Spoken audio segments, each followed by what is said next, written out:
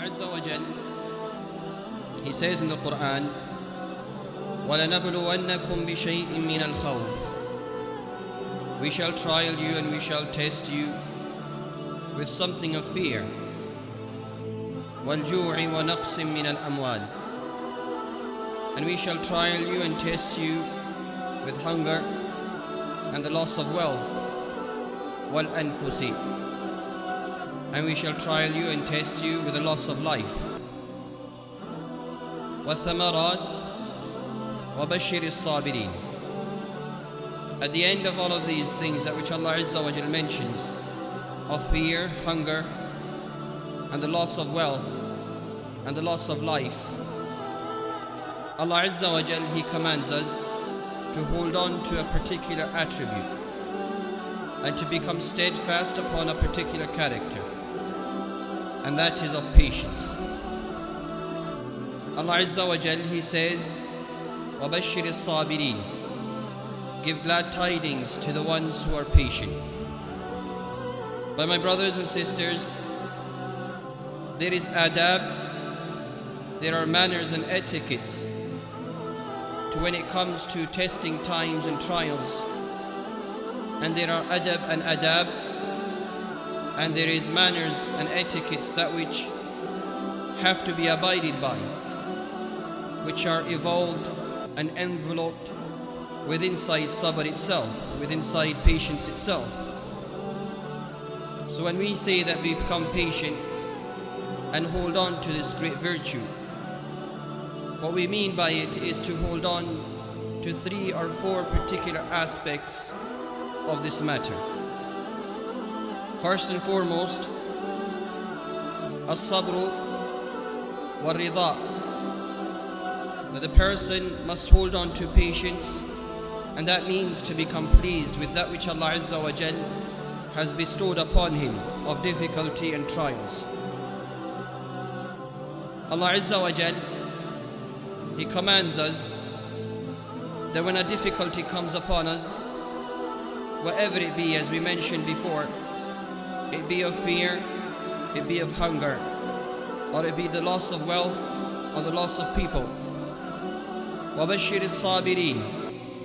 Give glad tidings to the ones إِذَا أَصَابَتْهُمْ مُصِيبَةٌ, that when a calamity comes to them, قَالُوا إِنَّا لِلَّهِ وَإِنَّا إِلَيْهِ رَاجِعُونَ.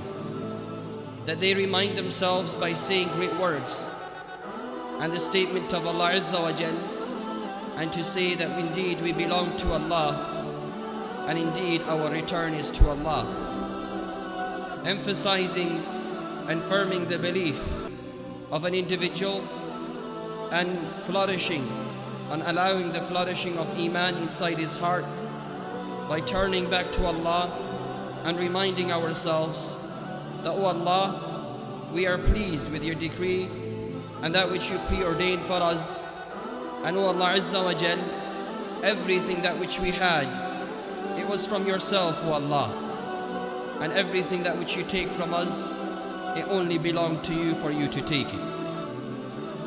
But know the fact that when we say that a person should become pleased or he should do shukr, and this is one of the highest levels of sabr, and we know that a person should indulge in dua, and dua does not go against this principle of sabr. For the Prophet of Allah sallallahu alaihi wasallam, he would call to Allah Azza wa Jal, and he would say to him, O Allah, wa as'aluka ar-rida ba'da al-qada. O Allah, we ask you to grant us pleasement and contentment within ourselves after your qada, after your command takes place upon us. So know the fact that we should turn to Allah Azza wa Jal in dua, asking Allah Azza wa Jal to keep us content in whatever calamities that befall us. And this is from the adab, talaqi al-bala. This is from the manners of taking on a calamity, that which Allah Azza wa Jal may bestow upon an individual, and it may be hard and painful for him to endure. The second thing is the fact that we should not associate all of shar and pure of shar to Allah Azza wa Jal. And we should not blame Allah Azza wa Jal for the evil that which befalls upon this earth. For know the fact that the Prophet sallallahu alaihi wasallam, he would often say, "Wal khayru kulluhu fi yadayk."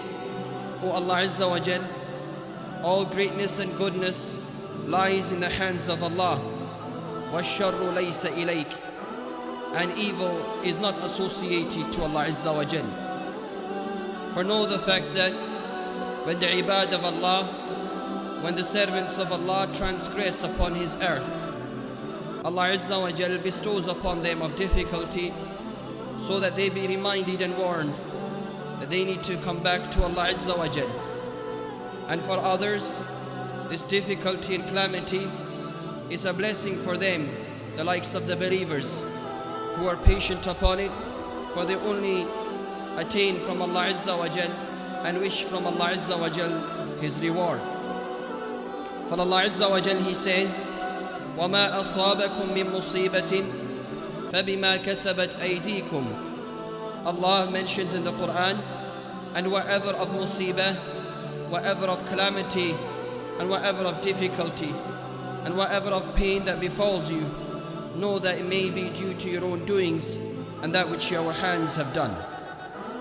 So one should also bear in mind that from the adab and etiquettes of accepting that which befalls him of calamity is not to associate it to Allah, but rather to look deep within inside himself and to study himself and to see what is it that I may have done in which Allah Azza wa Jal has bestowed this testing time upon me.